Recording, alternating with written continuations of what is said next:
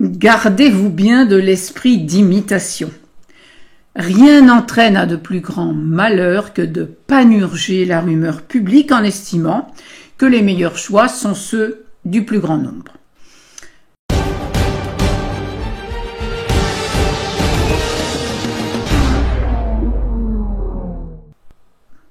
Je suis Élisandre et je pratique le coaching narratif dans le miroir magique des contes merveilleux. J'accompagne à clarifier le karma familial, relationnel, collectif pour accueillir ton nouveau futur.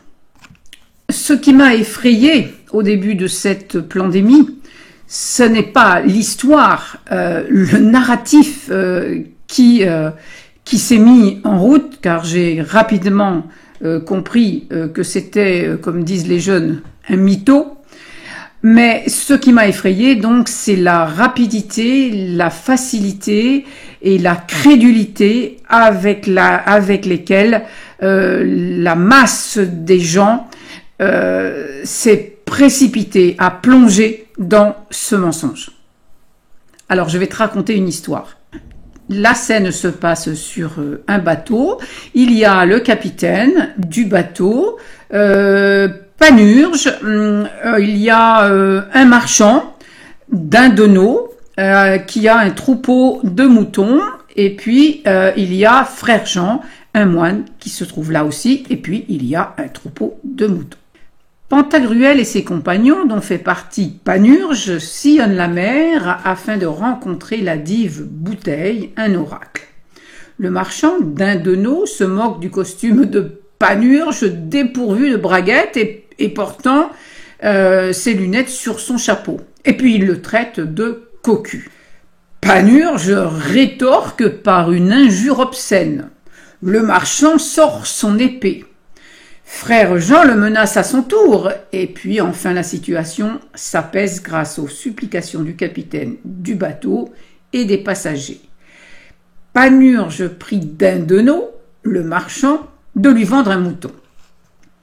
Ce dernier louvoie, continue à envoyer des piques à son interlocuteur, qualifié de robin, de pandard et de bouffon, et vante la qualité exceptionnelle de ses moutons.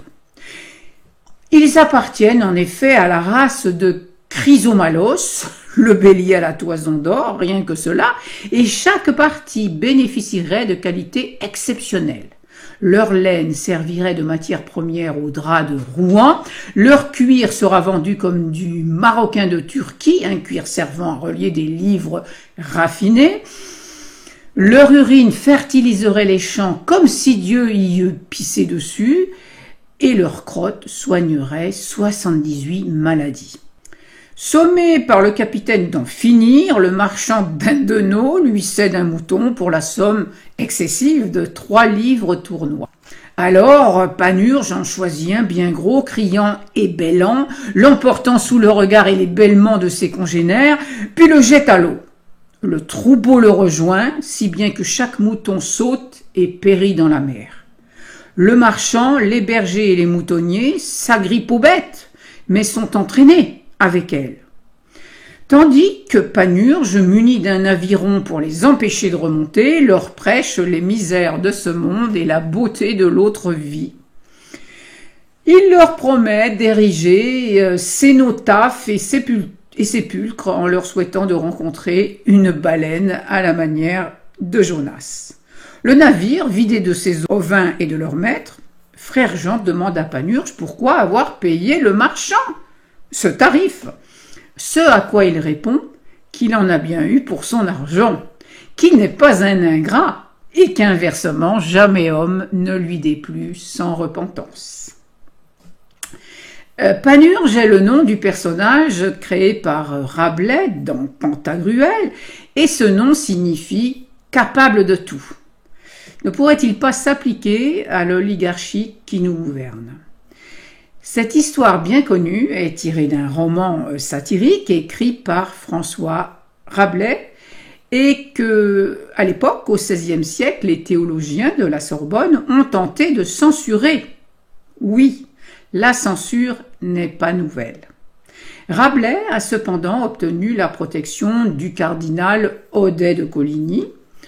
Voilà. Il s'agit bien ici d'une satire et Rabelais dénonce les comportements humains en mettant des animaux en scène. Dans un but de domestication, comprend esclavage, le système de domination s'applique à pervertir les instincts. Alors ne confondons pas instinct et conditionnements sociaux. Le panurgisme est une perversion de l'instinct grégaire. Définissons tout d'abord ce que sont les instincts. Ce sont des forces primordiales, ce sont des gestes simples qui ne dépendent pas d'un quelconque vouloir extérieur, mais d'impulsions individuelles pour entretenir la vie. Ils dépendent de la vie elle-même et de la façon dont elle a, depuis des millions d'années, trouvé son chemin jusqu'à aujourd'hui. L'instinct, c'est un comportement inné, héréditaire, qui ne nécessite pas l'apprentissage et qui se déclenche face à des stimuli spécifiques. L'instinct, c'est l'élément constitutif essentiel de l'homme. Son objectif biologique est l'adaptation à l'environnement, bien sûr pour la survie de l'espèce.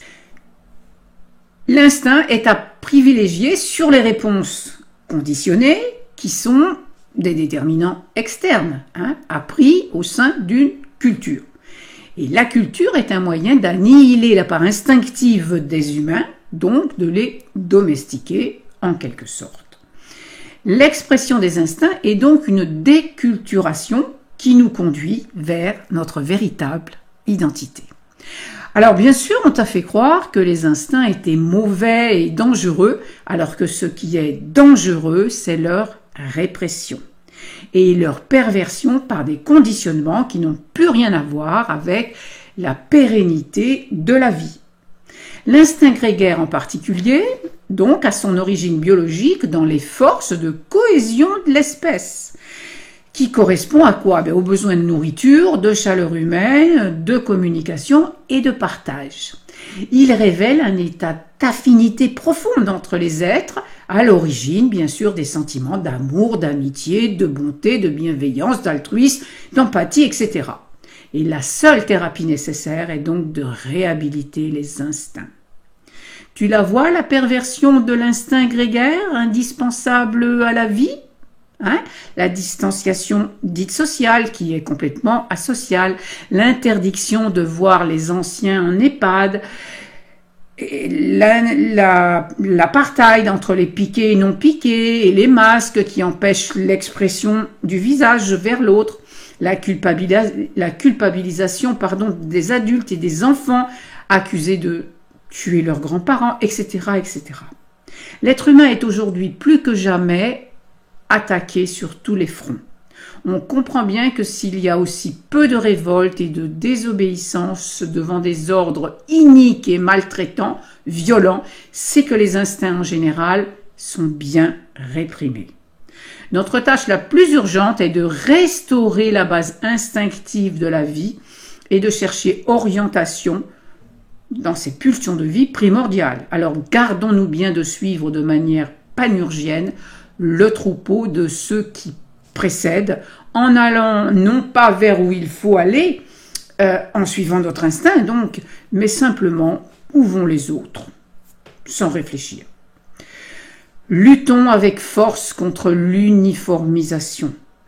Crois-moi, j'ai fréquenté les moutons longtemps et comparé à bon nombre de nos contemporains atteints de panurgisme, les moutons en troupeau paraissent de joyeux anarchistes.